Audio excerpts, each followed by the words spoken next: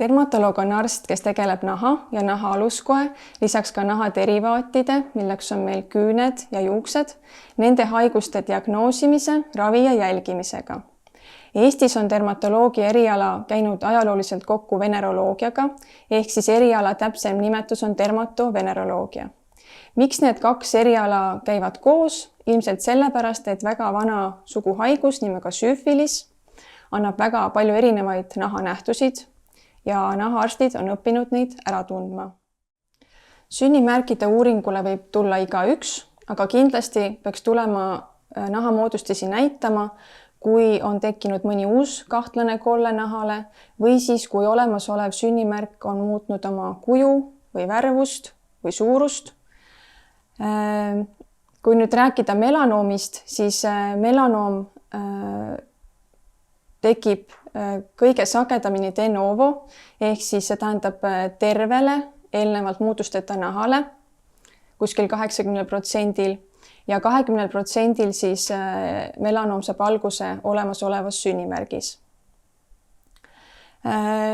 Melanoomi riskiteguriteks on lapse eas saadud päikesepõletused ja samuti on seal siis geneetiline eelsoodumus.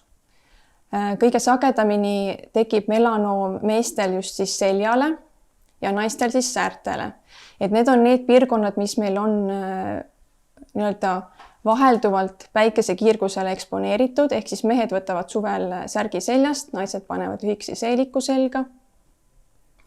Aga lisaks siis nahale võivad melanoomid tekkida meil tegelikult ka limaskestadele, silma, suulimaskestale, genitaalidele, ka küüne alla võib tekkida melanoom ja üks piirkond, mida inimesed jätavad tihti tähelepanuta, on meie tallaalused ja peopesad, et ka sinna võib tekkida melanoom. Lisaks melanoomidele võib siis nahal olla ka teisi pahaloomulisi kasvajaid, näiteks nagu basalioomid ja lamerakartsinoomid, aga need esinevad just pigem vanematel inimestel, kes on elu jooksul saanud väga suure kumulatiivse päikesekiirguse doosi. Akne on üks sagedasemaid nahahaiguseid üldse. Akne on siis krooniline rasunäärmete ja neid ümbritsevate kudede põletik. Akne diagnoos on kliiniline, ehk siis piisab sellest, kui arst küsib patsiendi käest anamneesi ja visuaalselt siis hindab nahaseisundit. Akne jaotatakse siis lööbelementide alusel põhimõtteliselt kolmeks. Meil on komedoonakne, mis on kõige kergem aknevorm, siis on meil papulapustulaarne akne, kus tekivad siis lisaks punatavad sõlmekesed ja mädavillikesed ja kõige raskem aknevorm on siis tsüstiline akne ehk konglobaatakne, mis vajab juba siis kindlasti süsteemset ravi. Nüüd akne ravis on meil võimalik kasutada lokaalseid ravikreeme ja ka süsteemseid tablettravi nii-öelda. Lokaalsest ravist on akne põhiravimid olnud juba 30 aastat retinoidid. Retinoidid on siis sellise tugeva keratolüütilise toimega ravimid, mis aitavad siis nahalt eemaldada surnud naharakke. Lisaks retinoididele kasutatakse ka bensoülperoksiidi, mis on tugevalt antimikroobne, aselaiinhapet ja süsteemsetest ravimitest on siis kasutusel isotretinoiin, mis on Eestis tuntud roakutaane nime all ja lisaks kasutame ka siis süsteemset antibiootikumit oksutsükliini. Nüüd kõige tähtsam akneravis on teada seda, et akneravi on pikaajaline. Et akneravi peab kestma nii kaua, kuni patsiendil püsivad lööbeelemendid ning jätkuma ka pärast siis säilitusravi. Viimasel paaril kuul on meil Eestis saadaval ka 4. põlvkonna retinoid trifaroteen, millel on näidatud siis selektiivsemat toimet naha retinoidi retseptoritesse ja seetõttu on tema siis efektiivsus parem ja kõrvaltoimete profiil väiksem. Rosaatse on krooniline nahapõletikuline haigus, mis avaldub ainult näonahal. Rosaatsel on iseloomulik see, et ta avaldub siis näo väljaulatuvatel osadel ehk siis otsmikul, ninal, põskedel ja lõual.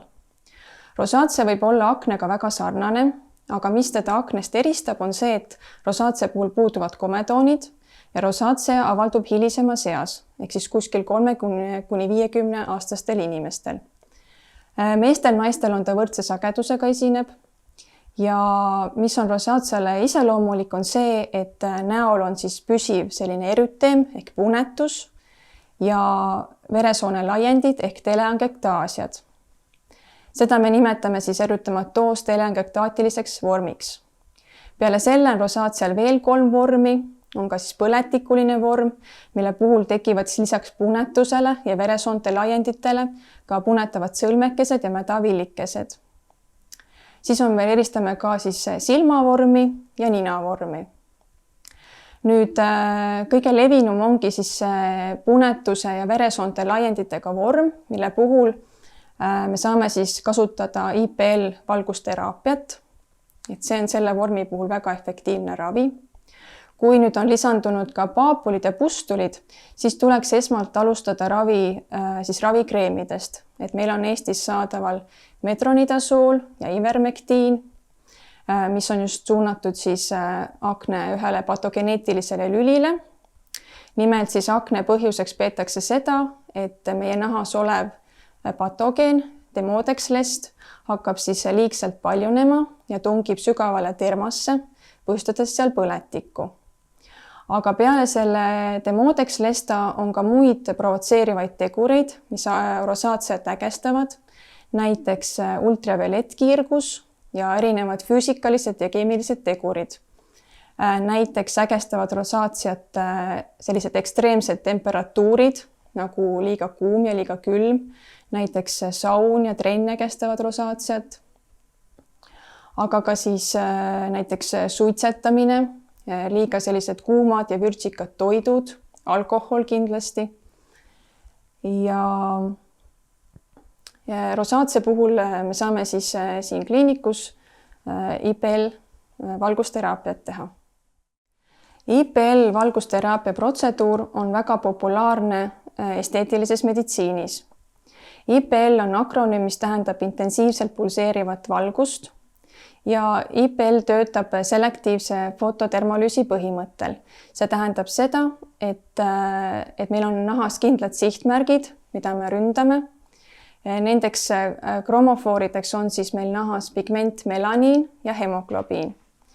Tänu sellele me saame ravida IPL valgusteraapiaga selliseid nahahaiguseid nagu rosaatsia ja samuti saame siis stimuleerida siis akne jääklaikude paranemist.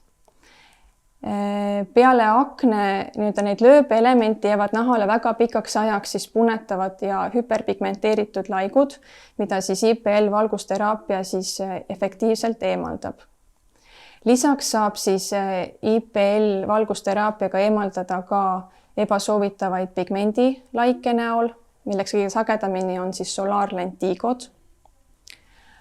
Kuna aga iga pigmenteeritud laik nahal ei ole solaarlentigo, vaid need võivad olla ka näiteks pigmenteeritud aktiinilised keratoosid või melasmid, mille puhul me IPL ravi ei kasuta, siis tuleb kindlasti väga põhjalikult teha eelnevalt siis näonaha siis uuring.